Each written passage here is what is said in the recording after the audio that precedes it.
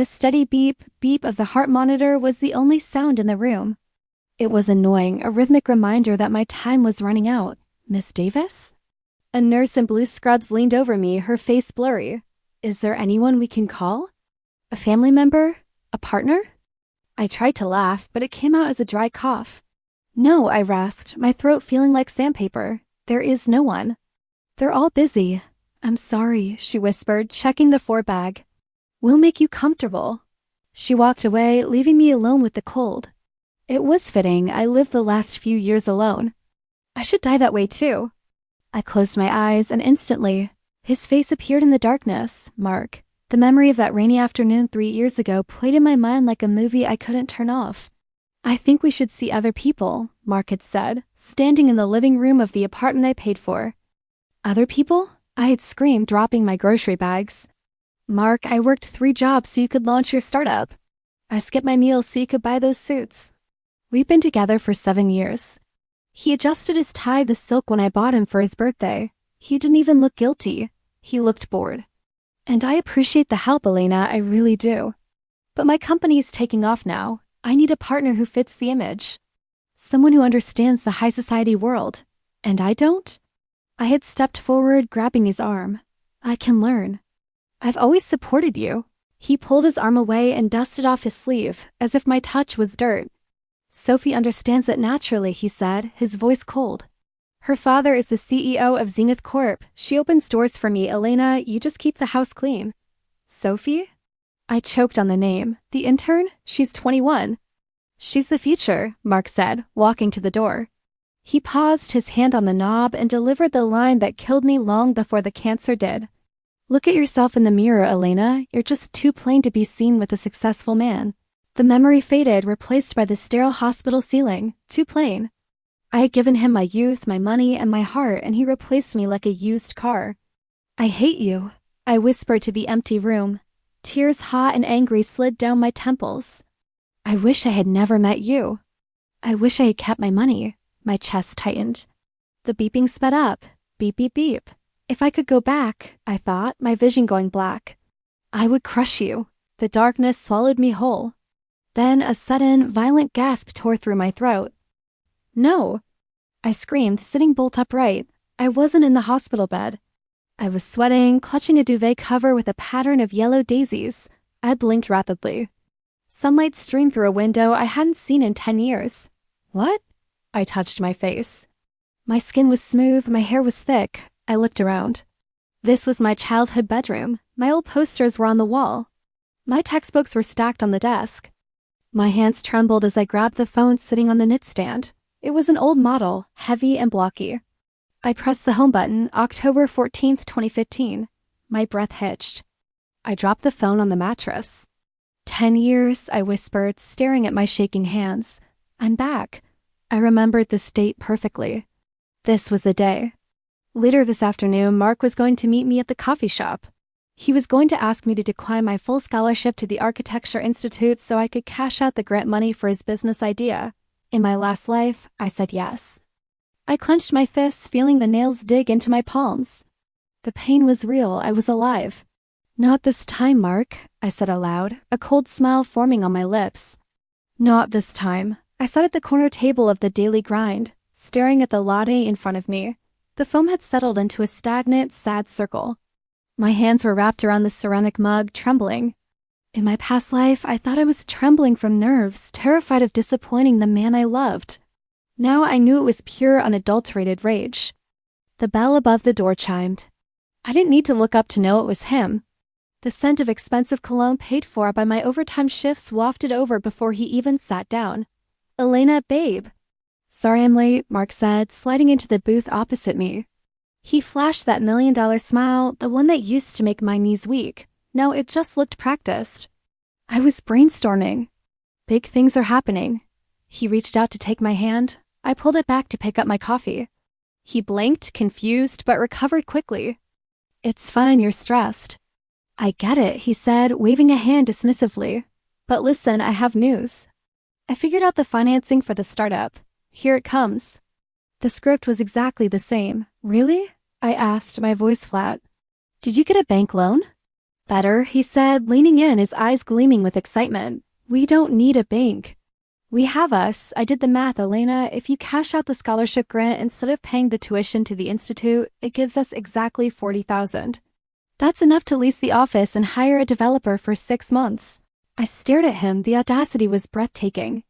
So, I said slowly, you want me to decline the full ride to the most prestigious architecture program in the country so you can rent an office for a business that doesn't have a product yet? It's not just a business, Elle. It's our future, he said, his voice dropping to that husky whisper he used when he wanted sex or money. Once I make it big, you won't need a degree. I'll take care of you. You'll be the wife of a CEO. Isn't that better than drawing blueprints all day? I looked at his earnest, selfish face. And then something snapped. I laughed. It started as a chuckle and turned into a full, loud laugh, heads turned at the nearby tables. Mark's smile faltered. Elena, why are you laughing? This is serious. I know, I wiped a tear from my eye. I'm laughing because you actually think I'm that stupid. Stupid? Mark's face darkened. I'm offering you a partnership. No, I said, my voice turning ice cold. You're asking me to commit financial suicide so you can play pretend. Let's look at the facts, Mark. You have no business plan. You have no revenue stream. You have a concept for an app that 3 other companies are already doing better. You're a bad investment. Mark recoiled as if I'd slapped him. Excuse me? A bad investment? I'm a visionary. You're a leech, I corrected him. You've been living rent-free in my apartment for 2 years. You drive a car I pay the insurance on, and now you want to steal my education? No. You're being selfish, he hissed, his charm evaporating instantly. I thought you loved me. If you loved me, you'd support my dreams. I did love you, I said, standing up. That was my mistake, but I'm fixing it now. I grabbed my purse. Mark scrambled up, blocking my path. Sit down, Elena. You're making a scene. We're not done discussing this. There is no discussion, I said, loud enough for the barista to look over. We're done. With the money, with the apartment, with us. Mark's jaw dropped. You're breaking up with me over money? And breaking up with you because you're a dead weight, Mark, and I'm done carrying you. I sidestepped him and walked toward the door.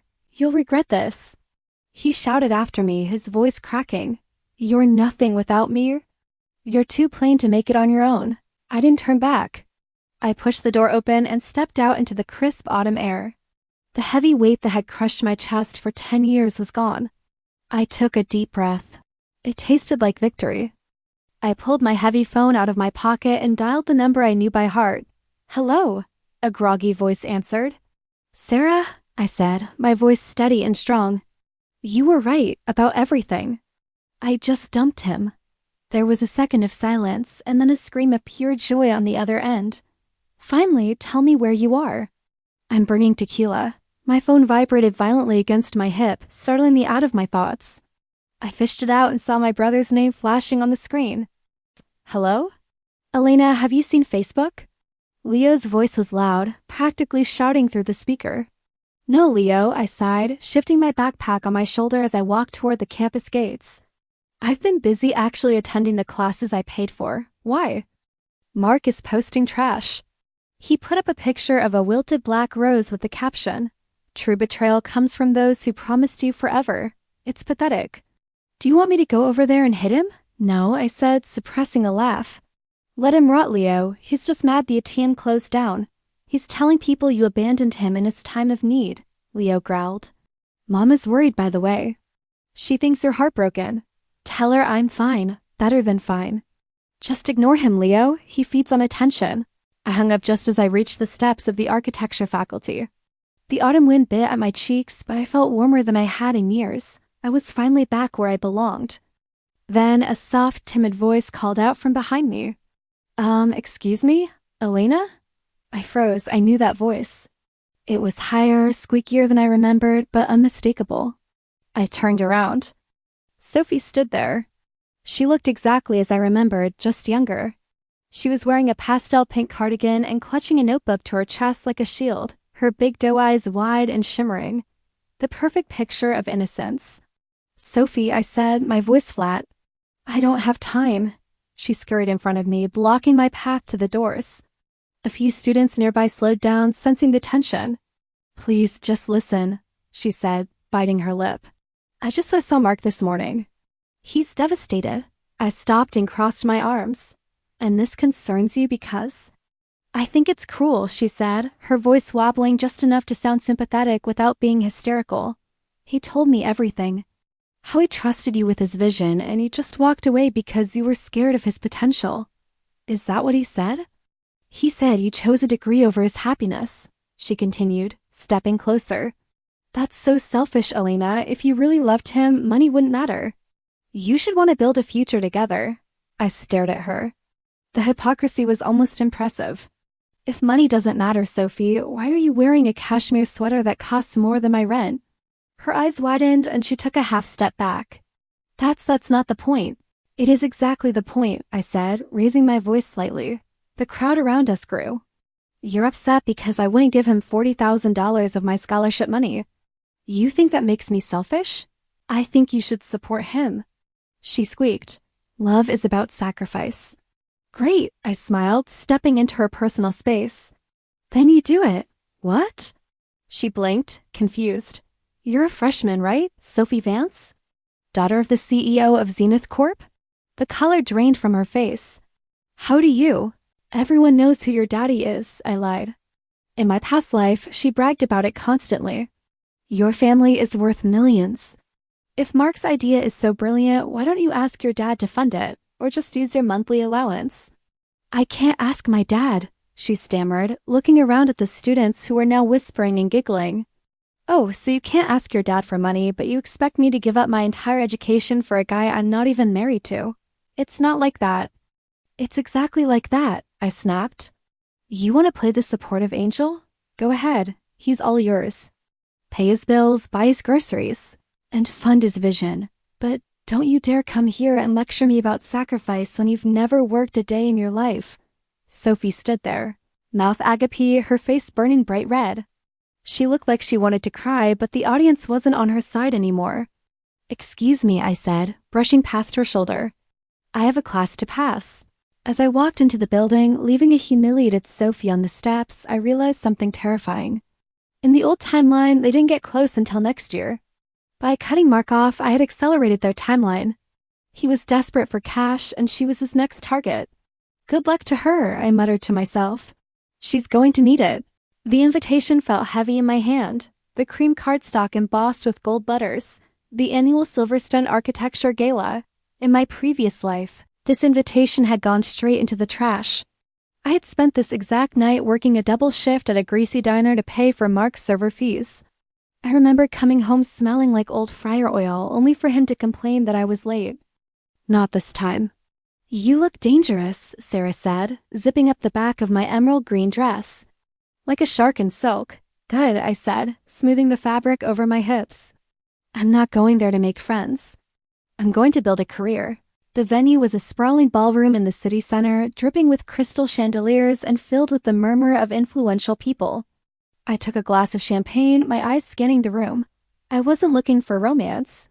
I was looking for leverage. Suddenly, a waiter carrying a tray of hors d'oeuvres clipped my shoulder. I stumbled forward, my champagne glass tipping. The liquid splashed right onto the chest of a man standing directly in my path. The room seemed to go silent. The man was tall, wearing a charcoal gray suit that probably cost more than my tuition. He looked down at the spreading wet stain, then up at me. His eyes were the color of steel, cold and unimpressed. I recognized him instantly, Julian Blackwood, the real estate tycoon who, in 5 years, would own half the skyline. "I assume," he said, his voice deep and smooth, "that you have a very good apology prepared. In my old life, I would have been on my knees, stuttering and offering to pay for dry cleaning I couldn't afford. But the 34-year-old woman inside me knew better. Panic was a weakness sharks like him could smell. "I don't," I said calmly, setting my empty glass on a passing tray. Julian's eyebrows shot up. "No?" "No," I replied, gesturing to the crowded walkway behind me. The apology should come from whoever designed this floor plan. They placed a structural column 3 feet from the main service entry. It creates a bottleneck. A collision was statistically inevitable. "I'm just the variable that proved the theory." Julian stared at me. For a second, I thought he might call security. Then a corner of his mouth twitched. You're blaming the architecture? He asked. I'm blaming the flow, I corrected. Function should precede form. This room is all form. It's pretty, but it doesn't work. He brushed the drops off his lapel, ignoring the stain. And you think you know better? I know that if you move the service station to the north wall, you open up the circulation path and increase guest retention by 20% because they aren't getting elbowed by waiters, I said, locking eyes with him. It's basic spatial logic. He studied me for a long moment, the coldness in his eyes thawing into something sharp and curious. Who are you? Elena, I extended a hand. Architecture student. Top of my class. Julian Blackwood, he said, taking my hand. His grip was firm, and I happened to agree. This venue is a nightmare. I know who you are, I said. You just bought the derelict factory district on the east side. He didn't let go of my hand. I did. Everyone tells me it's a waste of money. The zoning is a mess. Only if you keep the original grid, I said quickly, my mind racing with the future knowledge I possessed. If you rezone for mixed use and utilize the riverfront for public space, the property value triples. It's not an industrial zone anymore, Mr. Blackwood. It's a lifestyle destination waiting to happen. He froze. That was exactly the strategy he would unveil 3 years from now in my original timeline. Walk with me, he said, finally releasing my hand and gesturing toward the balcony. I want to hear more about this lifestyle destination. What about your suit? I asked, glancing at the stain. The suit is replaceable, he said, holding the door open for me. Insight like that is not. We spent the next 3 hours on the balcony, ignoring the gala inside. We argued about brutalism, debated sustainable materials, and dissected the city's skyline building by building. For the first time in 2 lifetimes, I wasn't being talked down to. I was being heard. By the time I left, I didn't just have a business card. I had a job offer for a summer internship at Blackwood Development, a position people killed for.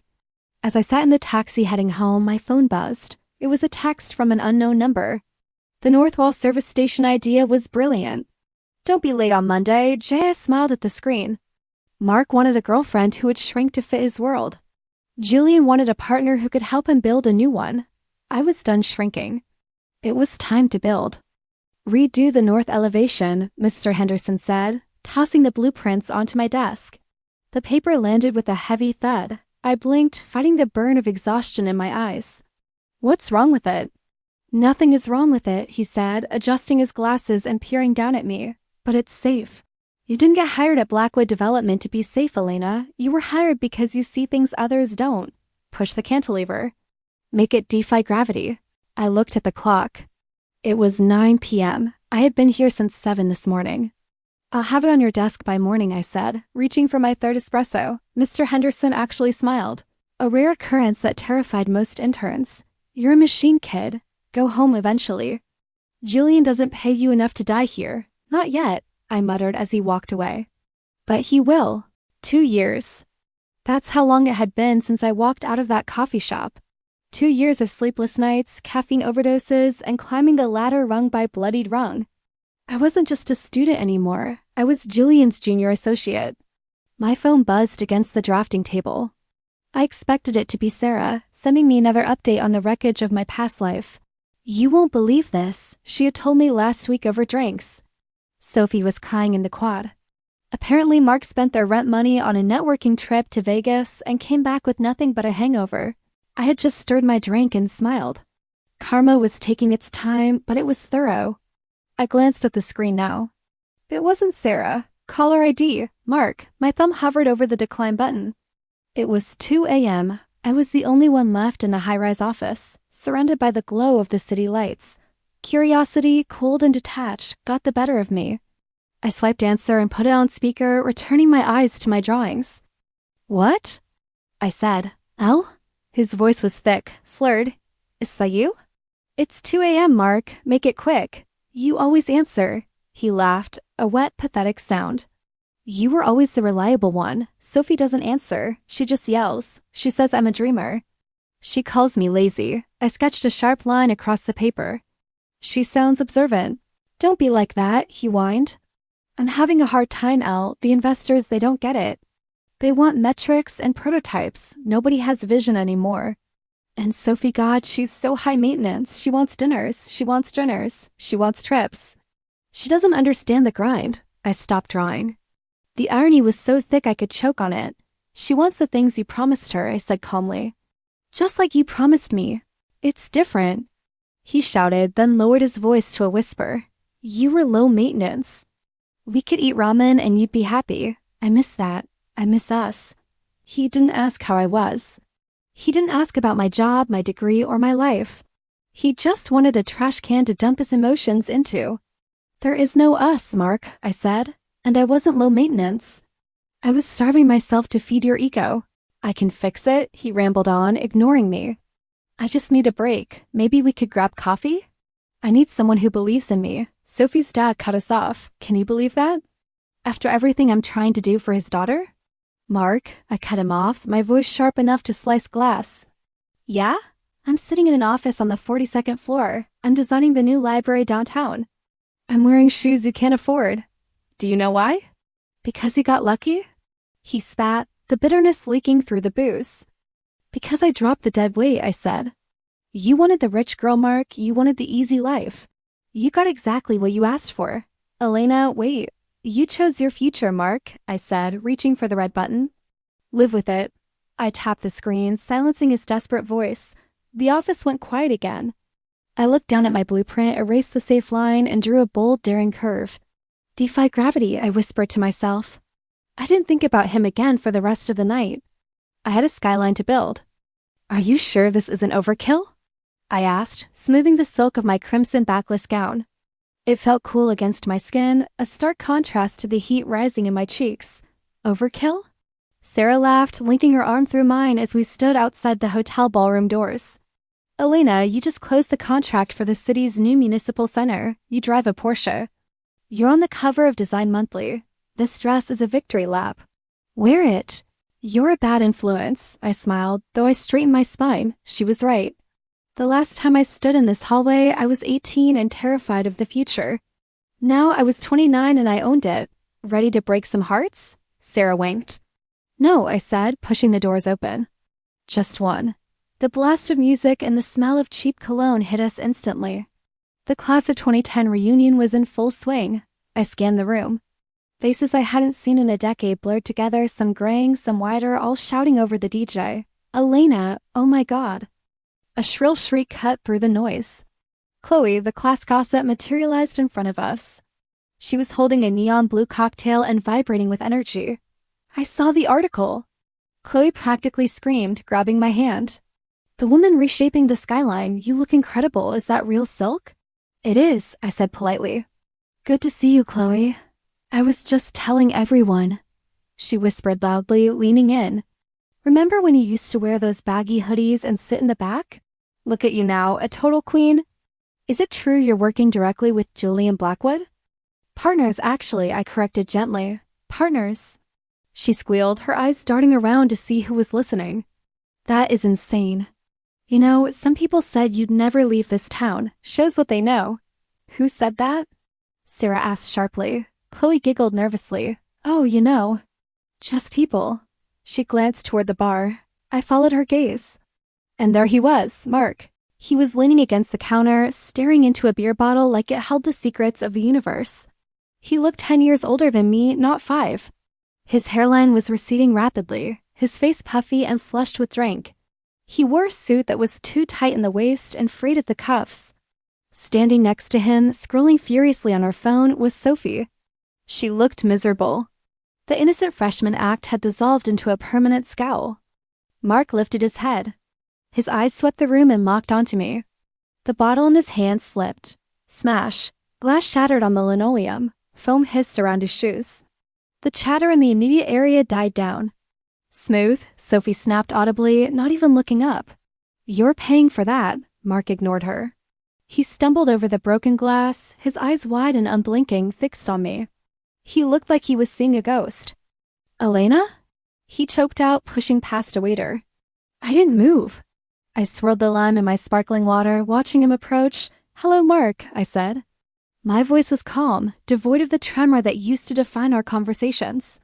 He stopped 2 feet away, smelling of stale lager and desperation.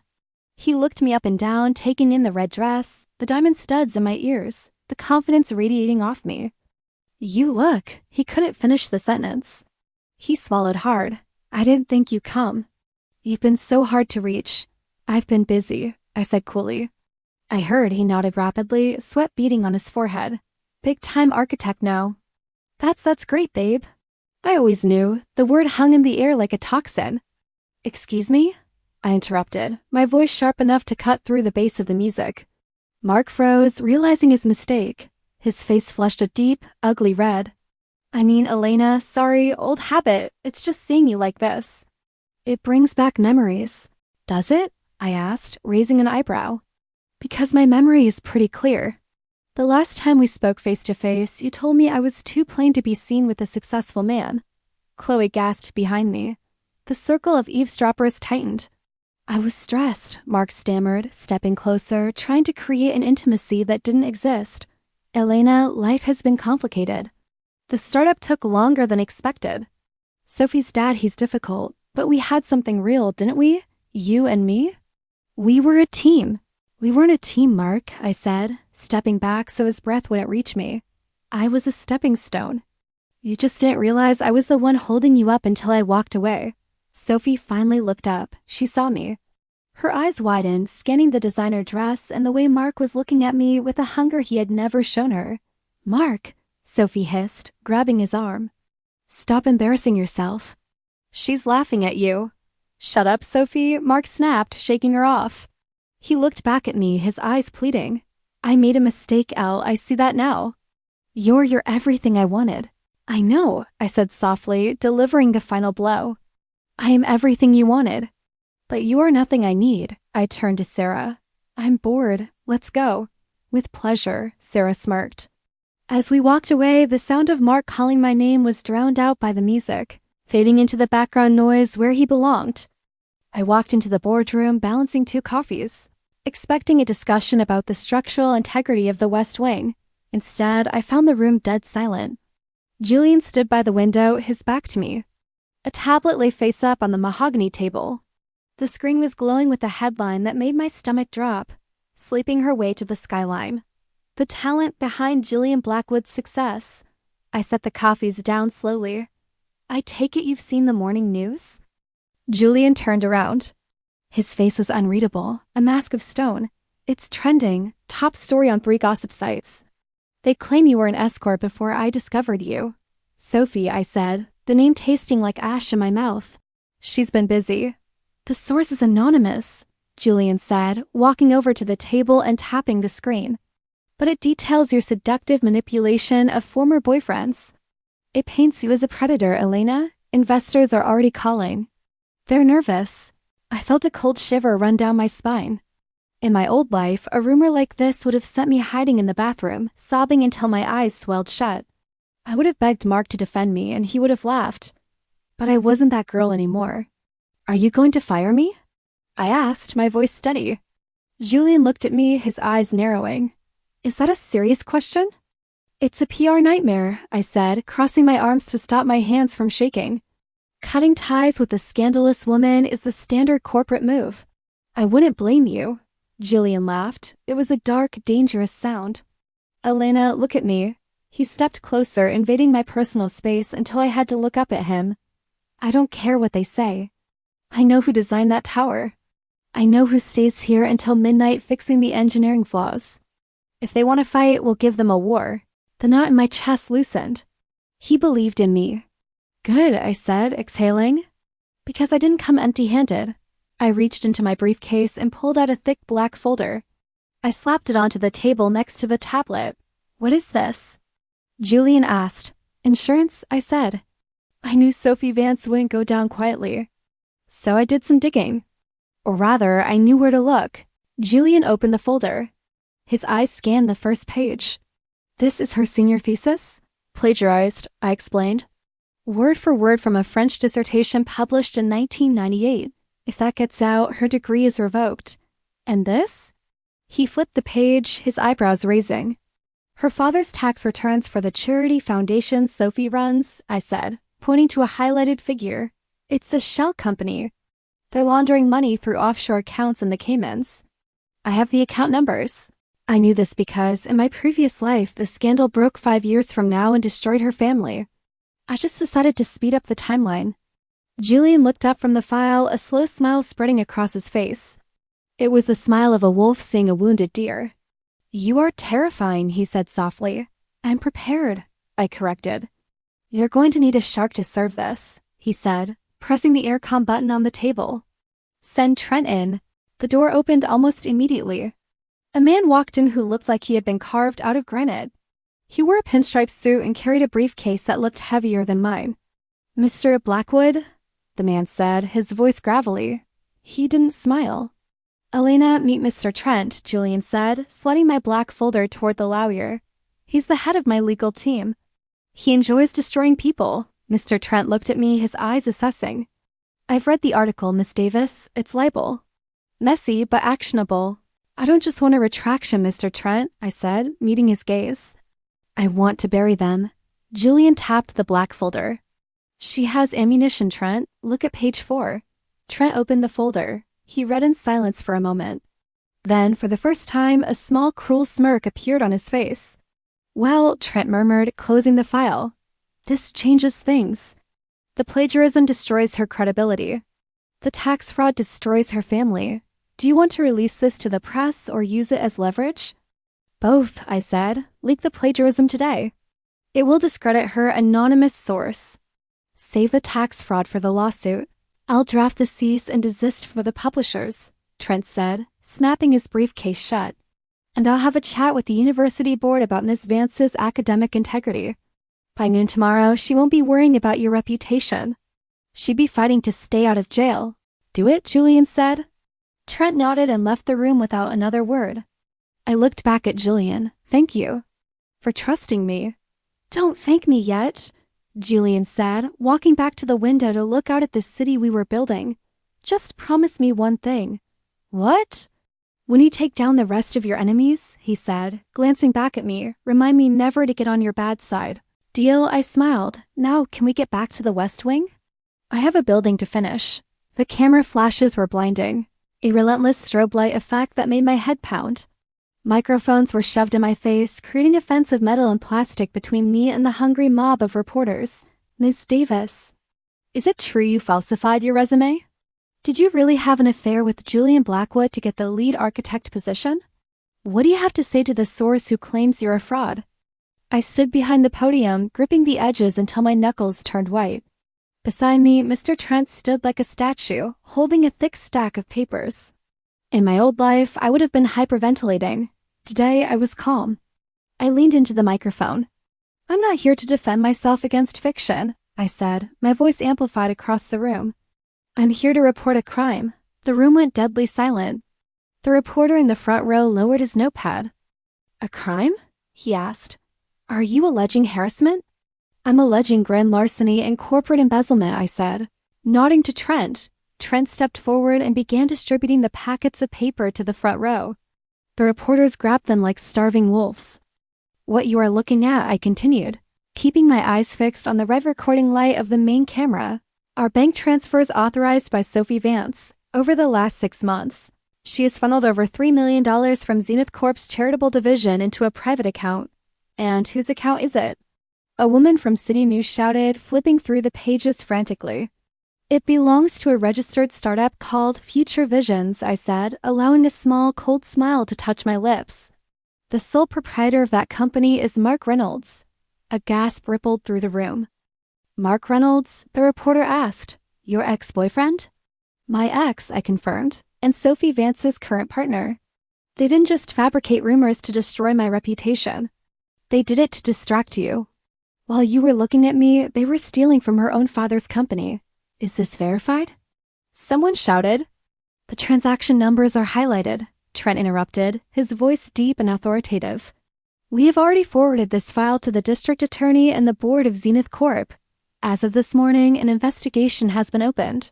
I looked directly into the camera lens, imagining Mark and Sophie watching this from their overpriced apartment. I suggest you ask Mr. Reynolds where the money went, I said. Because it certainly didn't go into product development. Pandemonium broke out.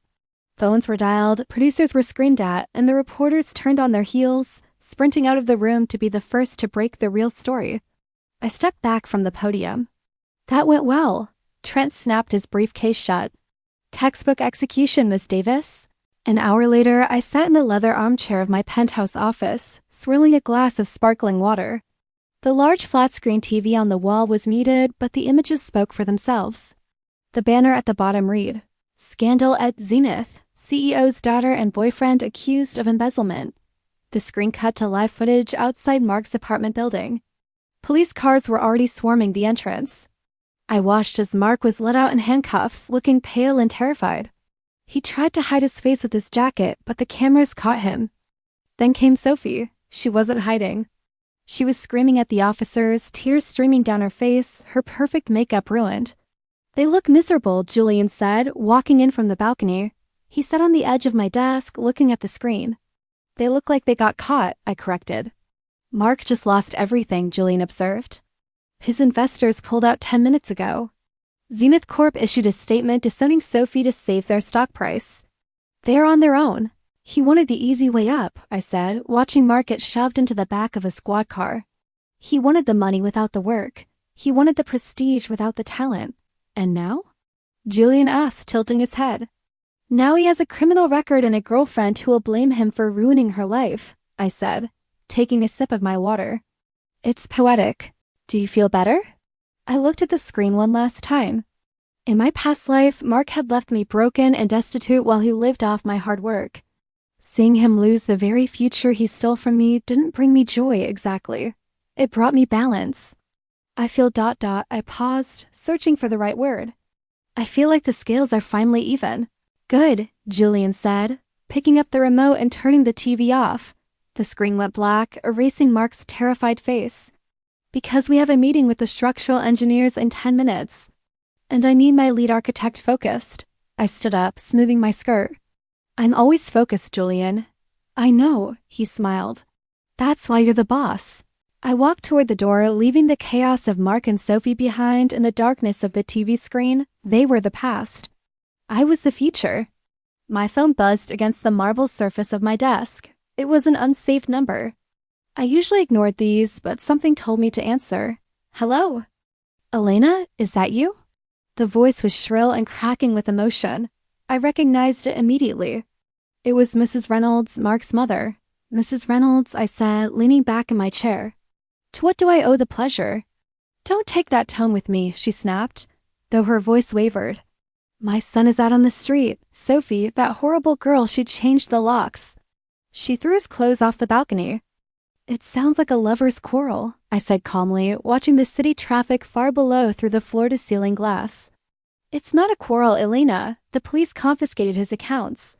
He has nowhere to go. He hasn't eaten in 2 days. You have to help him." "I have to?" I asked. "Why?" "Because you loved him," she shrieked. "He gave you the best years of his life, and now look at you, rich, successful. You owe him. You have so much, you wouldn't even miss the bail money. Just send a car for him. Bring him home." "Home?" I laughed dryly. "He doesn't have a home, Mrs. Reynolds, and neither do I not for him. You ungrateful, heartless little." I pressed the red button and immediately blocked the number. Silence returned to the office, but only for a second. The intercom buzzed. "Miss Davis?" The security guard's voice filtered through. "There's a gentleman here to see you, Mr. Reynolds. He's causing a bit of a scene in the lobby. He says he has an appointment." I checked my watch. I had 10 minutes before my next conference call. "He doesn't have an appointment," I said. "But send him up." "Are you sure, ma'am?" "I'm sure." "I want to see this." 3 minutes later, the heavy oak doors opened. Mark stumbled in. I almost didn't recognize him. The tailored suits were gone. He was wearing a wrinkled t-shirt and jeans that looked like they had been slept in. His face was unshaven, his eyes bloodshot and frantic. He looked like a man who had been running for a long time. He stopped in the middle of the plush rug, looking around the expansive office, taking in the awards on the wall, the modern art, the sheer scale of my success. Finally, his eyes landed on me. "Elena," he breathed, his voice cracking. "You look terrible, Mark," I said, not standing up. "It's all gone," he whispered, walking toward the desk. Sophie, she turned on me. She told the day it was all my idea. She's claiming she was a victim. Can you believe that? I can, I said. She learned from the best. I didn't do it, Elle, he pleaded, bracing his hands on my desk. I mean, I moved the money, but I was going to pay it back. It was a loan. I just needed time. You embezzled $3 million to fund a lifestyle you didn't earn. I did it for us. He shouted, tears welling in his eyes. Us? I raised an eyebrow. There hasn't been an us in years, Mark. You made sure of that when you dumped me for being too plain. I didn't mean it. He reached out, trying to grab my hand, but I pulled it away. I was scared. Sophie, she was just a strategy, Elena. I needed her connections. But I never loved her. I was thinking of you the whole time. Every time I was with her, I wished it was you. That is the most pathetic thing I have ever heard, I said coldly. It's the truth. He fell to his knees. Actually fell to his knees in front of my desk. I made a mistake. I see that now, but we can fix it. You have pull in the city.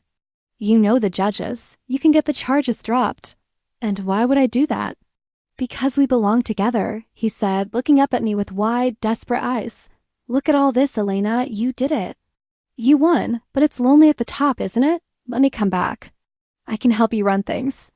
We can start over, Elena. You have enough money for both of us now. I stared at him. I waited for the anger to come. I waited for the hate, the resentment, the fire that had fueled me for 5 years. But there was nothing. I didn't hate him. I didn't love him. He was just a stranger on my rug. He was small. Mark, I said softly. Yes? Hope flared in his eyes. Yes, babe? Do you remember my 22nd birthday? He blinked, confused. What? My 22nd birthday, I repeated. I asked for a single rose, just one. And you told me flowers were a waste of money because they die. Elena, I can buy you 1,000 roses now. I can. No, you can't, I cut him off. Because you're broke. And I don't want them. I stood up and walked to the door, opening it wide. I didn't build this empire to save a man who wouldn't even buy me a flower, I said, my voice hard as steel. Get out, Elena, please. Security. I yelled into the hallway. 2 guards appeared instantly. Mark scrambled up, backing away, his face twisting from hope to pure terror. You can't do this, he screamed as they grabbed his arms. I'm the only one who really knows you. You never knew me, I said, watching them drag him toward the elevators. That's why you lost. The door slid shut, cutting off his screams. I walked back to my desk, sat down, and picked up my pen. My hand didn't even shake. The air at the top of the Millennium Spire was thin, crisp, and smelled expensive. 100 floors above the city, the wind was just a whisper against the reinforced glass walls I had designed. Breathe, Julia murmured, his hand resting warm and heavy on the small of my back. You're gripping the champagne flute like it's a weapon. I let out a shaky breath and looked up at him. The city lights reflected in his eyes, making them look like molten silver. It feels unreal, I admitted. 5 years ago, I was sketching this on napkins in a diner. Now we're standing in it. You're standing in it, Julien corrected, leaning closer until his lips brushed my ear. I just paid for the concrete. You gave it a soul. I felt a shiver that had nothing to do with the air conditioning. The tension between us had shifted in the last few months. It wasn't just business anymore. It was electric, dangerous, and terrifyingly real. Mr. Blackwood? Miss Davis? The event coordinator, a frantic woman with a headset, popped up beside us. We were ready for the keynote speech. Everyone is waiting. I nodded, handing my glass to a passing waiter. I'm ready. Go get them, Julien whispered, squeezing my hand before stepping back into the shadows of the VIP section. I walked toward the podium.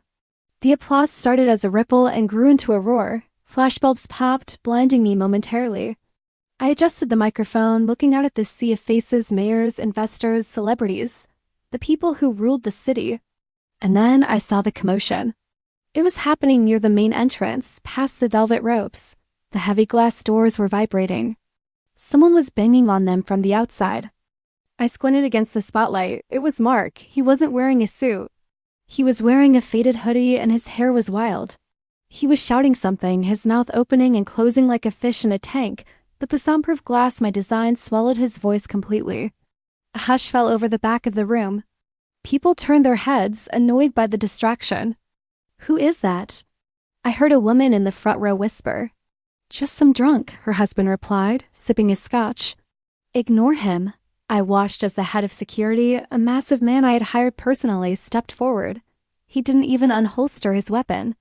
He just placed a heavy hand on Mark's chest. Mark flailed, pointing at me, screaming my name. I could read his lips. "She owes me." "That's my tower." It was pathetic. In my old life, this moment would have destroyed me. I would have felt guilty. I would have felt responsible. But standing here, 100 stories in the sky, he looked so small. He wasn't a monster anymore. He was just a bug on the windshield of my success. Security dragged him away. He didn't fight. He just slumped seated. The guests turned back to the stage, the incident already forgotten. I looked down at my notes. Then I looked at Julian. He gave me a small, dark nod. I smiled. A real, genuine smile. "Ladies and gentlemen," I began, my voice ringing clear and strong through the speakers.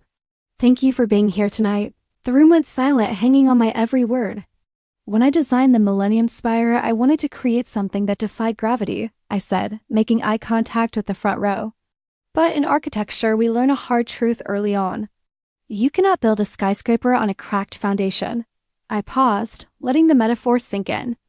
For years, I tried to build my life on unstable ground. I poured my energy into structures that were destined to collapse because the soil beneath them was toxic. I saw Sarah in the front row. She was grinning so wide it looked like it hurt. She raised her glass to me. "To reach these heights," I continued, gesturing to the panoramic view of the skyline, "you have to make difficult choices. You have to tear down the old to make room for the new. You have to look at the things and the people weighing you down, and you have to let them go." I leaned into the mic, my voice dropping to a powerful whisper. Success isn't just about adding value. Sometimes it's about shedding dead weight. "Yes," Sarah screamed from the front row, unable to help herself. "Success isn't just about adding value. Sometimes it's about shedding dead weight." "Yes," Sarah screamed from the front row, unable to help herself. A ripple of laughter went through the crowd, followed by thunderous applause. I saw Jillian clapping slowly, a look of intense pride on his face. "So tonight," I said, raising my empty hand as if holding a toast, "here is to the view from the top. It's much clearer without the baggage." The ovation was deafening. I walked off the stage, my heart soaring. I didn't look back at the entrance. Mark was gone, and this time I knew he was never coming back. "That," Jillian said, catching me as I stepped down, "was the most attractive thing I've ever seen." "The speech?" I asked, breathless.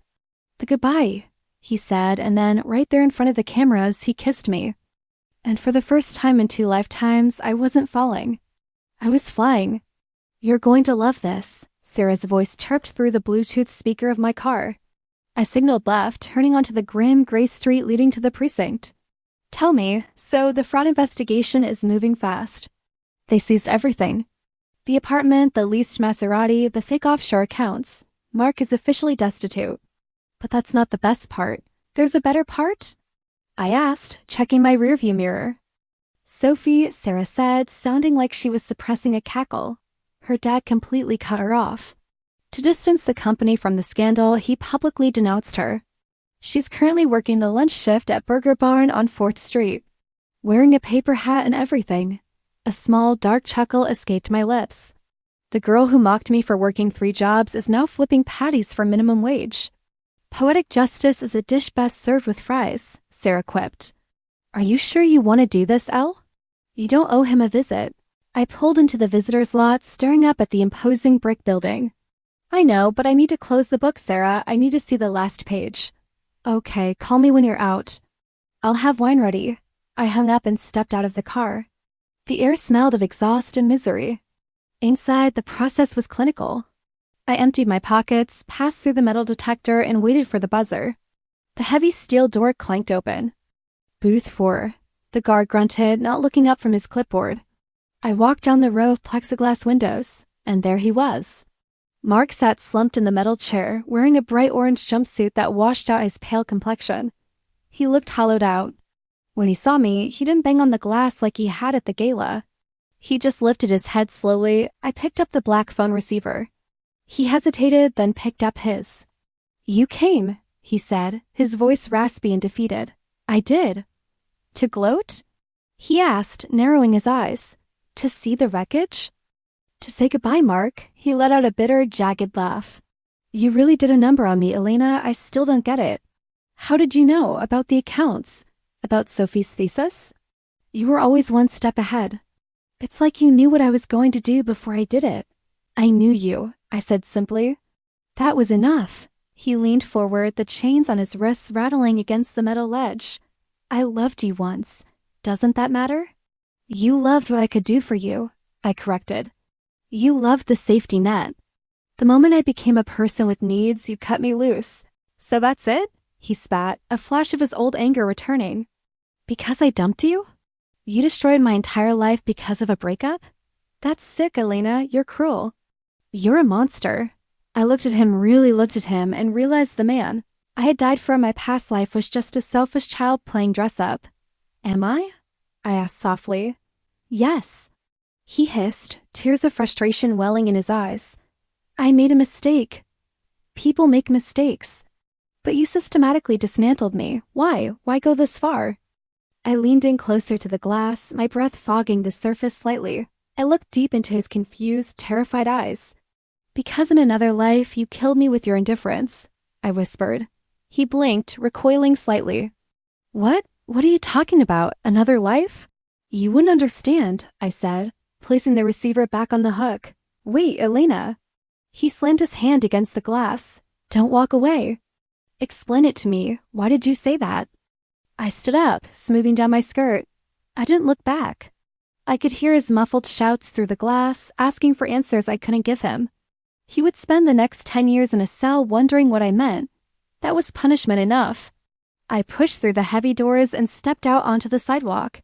The sun hit my face, bright and blinding. The air no longer smelled of exhaust. It smelled of rain and pavement and new beginnings. I took a deep breath, filling my lungs. The heavy, suffocating weight that had sat on my shoulders for 2 lifetimes was gone. I pulled out my phone and dialed. Hey, Julian's voice answered on the first ring. Is it done? It's done, I said, smiling at the sun. I'm coming home. The wind up here is different, I said, swirling the vintage red wine in my glass. It doesn't smell like exhaust anymore. It smells like victory? Julian suggested, stepping up behind me to wrap his arms around my waist. Peace, I corrected, leaning back against his chest. It smells like peace. We were standing on the private terrace of our shared penthouse. Below us, the city sprawled out like a circuit board of gold and diamonds. It was the same city where I had once scrubbed floors and cried over unpaid bills. Now I owned a piece of the skyline. I have a proposal for you, Julian said, his voice losing its usual business edge. I laughed, taking a sip of wine. Julian, we just finished the merger with the Asian markets. Can't we take a night off from strategy? Not that kind of proposal, he murmured. He pulled away gently. I turned around to find him kneeling. My breath caught in my throat. In his hand was a small velvet box. Inside sat a diamond that wasn't just large. It was flawless, cut with the same precision we applied to our skyscrapers. Elena, he said, looking up at me. His eyes were open, vulnerable a look he showed only to me. I don't need a business partner. I have plenty of those, and I don't need a trophy. I need you. I need the woman who tells me when I'm wrong and fights for what she builds. Marry me. I stared at him. The ghost of Mark whispered in my memory, You're too plain. You're just a stepping stone. Mark had wanted me to shrink so he could feel big. Julian was on his knees, begging me to stand tall beside him. You know I'm difficult, I whispered, tears pricking my eyes. I work too much. I'm stubborn. I'm counting on it. Julian smiled. Is that a yes? Yes, I choked out. Yes, you idiot. He stood up and slid the ring onto my finger. It fit perfectly. He kissed me, and for a moment, the world narrowed down to just the two of us. I'll get the champagne, he whispered against my lips, pulling away reluctantly to head inside. I stayed on the balcony, gripping the cold metal railing. I looked down at the city lights one last time. 10 years ago, or rather, a lifetime ago, I had died in a hospital bed, alone and filled with regret. I had wished for a second chance. I had wished to be the kind of woman Mark couldn't ignore. I looked at my reflection in the glass door. The woman staring back was powerful. She was wealthy. She was respected. I was wearing silk, dripping in diamonds, and engaged to the most eligible man in the city. I had become everything Mark had ever wanted. I was the dream he chased, but was too weak to catch. But as I touched the cool glass, I realized the irony. I didn't do it for him. Mark was rotting in a cell, a memory fading into irrelevance. I wasn't his prize, I wasn't his regret, I was my own masterpiece. I turned away from the city and looked directly at you. The best revenge wasn't destroying him, I said, a small secret smile playing on my lips. It was saving myself.